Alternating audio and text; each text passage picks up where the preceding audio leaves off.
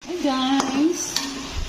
Ito na yung ating own version of adobo. Ayan. Nagmamantika na siya guys. Actually, pinalambot ko ito ng pinalambot. Tagal ko siyang pinalambot.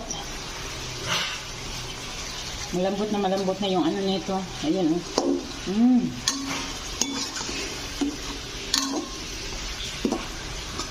Bigla akong nag-crave ng adobo. Kanina nag-crave ako ng lechon. Kaya lang tayo makabili ng lechon. Masyadong mahal. Kaya dito na lang tayo sa adobo.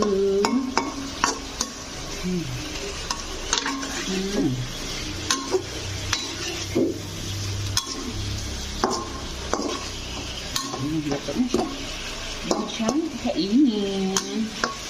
Hindi na tayo miyak-miyak.